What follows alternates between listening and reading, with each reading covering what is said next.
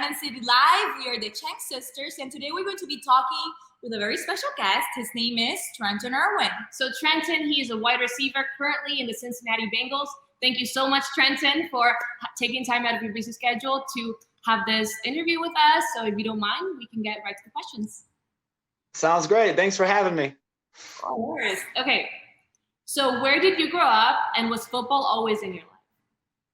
Oh, so I'm from Glendale, California, right? It's like a little area near LA. And I played football since I was 5. I actually skipped a year when I was 6 and played soccer. But then from then on, it's been football. So I really don't know life without football. Nice. And so how are you preparing for the return of football now? Man, we just started up some sort of camp. We have some walkthroughs and practices we're going on through right now. So just trying to stay busy, stay healthy. We do COVID tests every day. We have like little monitors that tell us if we're too close to people. So we're trying to do everything we can to stay healthy, but be prepared as we can for game 1. Of course. No, for sure. So you mentioned, some of the changes that happened with COVID. So what else has changed in your life because of COVID? COVID was definitely a little bit wild for, everyone, but I think that perspective is very important. So I think being able to look at it from a broader perspective and not be too focused on the little things, but be able to see everything as a whole. I'm healthy.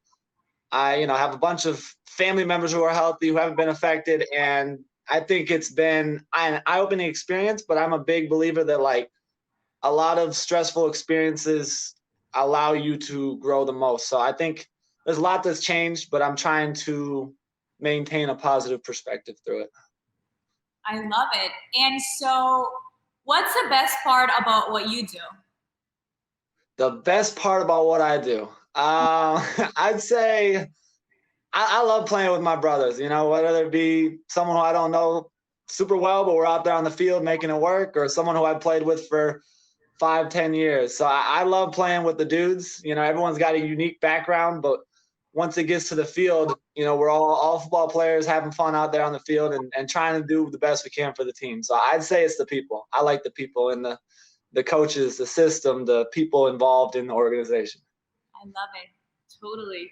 So I asked that because, sometimes, people inspire us. My sister inspired me to take up cheerleading. I inspired her to do journalism. So in your life, what person has inspired you most? Oh, I love that. For me, I think it'd be my dad. My dad really been there every step of the way for football and just helping me, whatever I can to achieve my goals. And, we've been along the ride for a long time, and it's a really good feeling to sort of be not at the top, but just at to have reached a goal that we had and to continue to strive for further goals. But my parents in general, I can't leave my mom out. My mama's my ride or die. I love her. So she's inspired me through academics, through morals, through every little lesson that I, can be very thankful for. If you weren't an NFL player, what else do you think you would be doing at the moment? Oh man. I like animal conservation type things. So I'm not real big into like how lucrative the thing is. I just want to be able to be passionate about it. So I think I would love to be involved in something that is animal conservation type for, animals that maybe don't get enough respect or treated properly because of the system that we're, it's hard for, especially like predators. It's hard for predators to coexist because we're often scared of them because they are what they are. So I think I would love to be able to be involved in a program that has some sort of support for those animals. So what's your favorite animal? My favorite animal? I think I always said this, and I'm going to stick with it. It's a little cat called an ocelot. It's just a little cat. It's a little spotted cat that I think it lives in like South America, but I would say the ocelot. Cute. So we saw that in your earlier life, you were an actor. We saw you in a commercial. Yes, we saw that. You're so charismatic. So tell me a little bit about your hobbies. Is acting one of those hobbies? How do you do that nowadays? Yeah.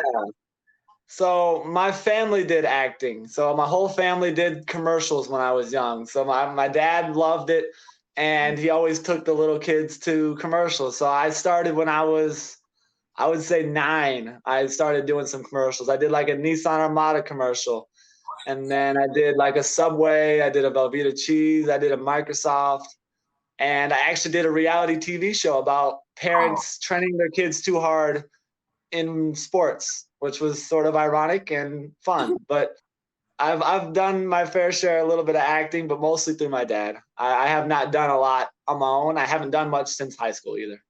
Now that we're still talking about hobbies, Wait, what? I know you have another hobby you haven't mentioned actually.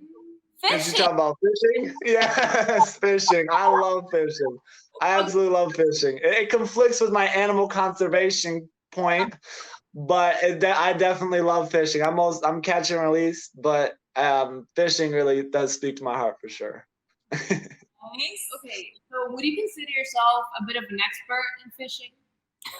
An expert in fishing. I think so. I mean, I would say it might be comparative. So to some people, yes, sure. I think I know a lot about fishing, and I think especially like largemouth bass fishing. But I think there are certain fields that would be quite humbling for me, and I couldn't even use that title ever. So I mean, when you're going after different fish species, there's different representations and different lures, line, all the above that you have to use. So like, I wouldn't know enough to even be considered in that category there. But largemouth bass would be the most I've done. Okay. Okay, but I feel like he knows enough. He looks like he knows what he's talking about. So I have a little quiz for you. It's a little riddle about fish. Uh-oh. Okay, so if you want, you can get a pencil out, whatever you need. Okay, you ready for this? Okay. 10 fish are in a tank. He's writing it down. Yeah.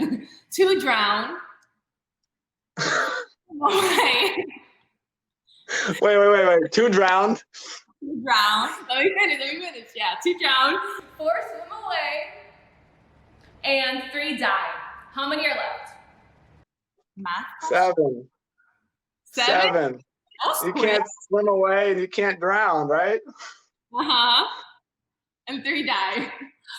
And 3 died. Oh, there's still 10 in the tank, but 3 are dead. Dang it. So all of us. Oh You yeah. got it! You know what?